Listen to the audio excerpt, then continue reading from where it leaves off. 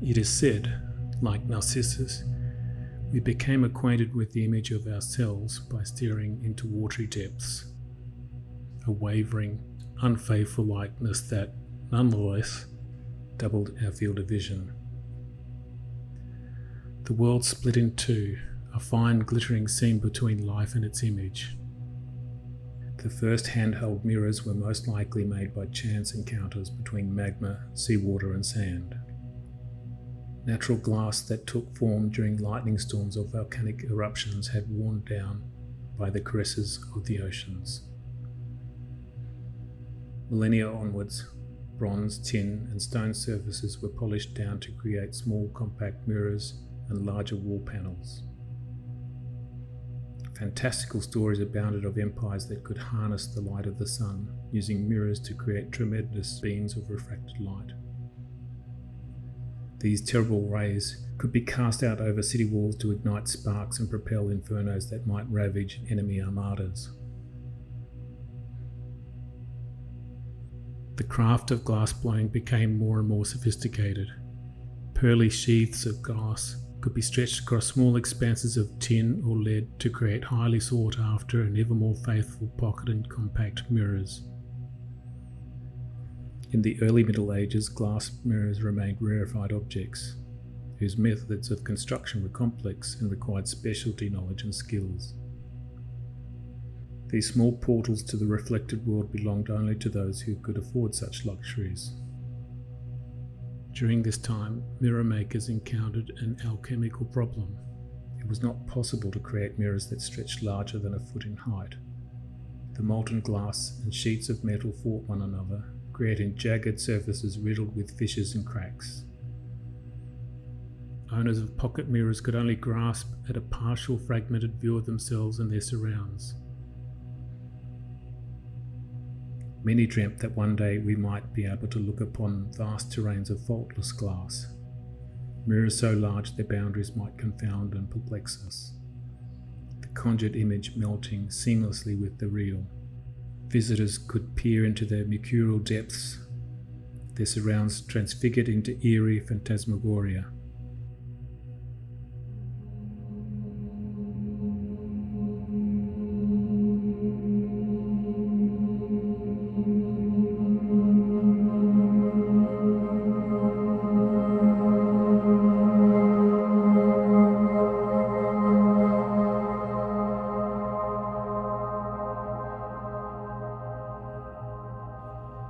The masses for whom such luxuries remained out of reach were nevertheless content. Rarely having the opportunity to encounter images of themselves, often communities had little trust of these optical devices. Many strange stories arose about the magical and mysterious powers of the mirror. Nothing conjured more frenzied speculation and fearful preoccupation than the City of Glass. It was said that in a great and prosperous metropolis which spanned a coastal island, highly skilled artisans had somehow found ways to construct colossal mirrors, paned like windows, stretching out to human height. Outside of the island, such creations were deemed to be cruel entities. If a reflection converged seamlessly with the world around it, unknown deceptions might take place. Stories spread of the mirror makers from the City of Glass.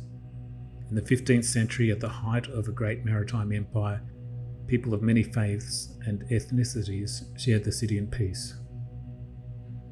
Finance and trade took precedence over all other civic systems. In the midst of this financial furor, glassworkers began making mirrors of previously unseen clarity.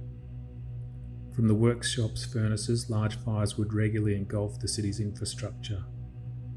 The workshops were moved to a smaller neighbouring island to keep the city safe and to protect the mirror's arcane production methods.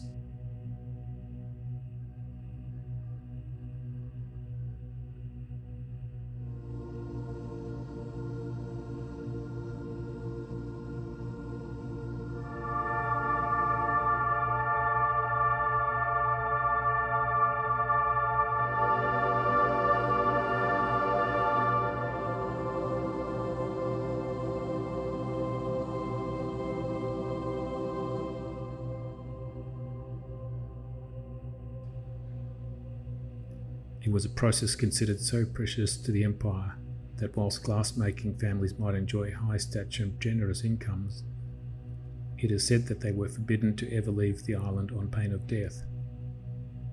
A certain story remains popular with children today, the story of a king who commissioned glassblowers from the city of glass to construct the most colossal mirror of unheard proportions. Local people murmured amongst one another that such a feat would be impossible. However, after several months passed, it was announced that the extraordinary panels of glass would be inlaid across the walls of a hall in the king's palazzo to create an enormous gilded plain as smooth as the lagoon on a windless night. This large hall had been constructed to house the king's youngest daughter, who had been weakened after a long illness and was confined to her bed. The mirrored panels were positioned just so that if she peered out before her, she could see the view from the palazzo's many windows and watch the world pass by. Every morning, attendants of the young princess used large wooden hooks to pull open the heavy shuttered windows. The rumbling groans and clangs of their efforts could be heard by those outside, like the tolling of ominous bells. The king rejoiced that his daughter's room might be filled with the sights of the bustling city. Raucous markets, the sails of ships entering the harbour, church steeples, and in the distance, the blue haze of far-off mountains. On the first few mornings, the princess's pale face was illuminated with fascination. She grew to await the dawn and the opening of the palazzo's windows with joyous anticipation. Days passed into weeks, however, and it was clear something had changed.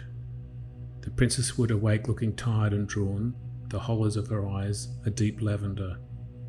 The royal doctor was ordered to visit and assess what might have caused the princess's decline. For a long time, the doctor could not encourage the princess to speak. After many hours, as the sun began to sink over the ochre horizon, the princess began to murmur under her breath. At first, the doctor could not understand.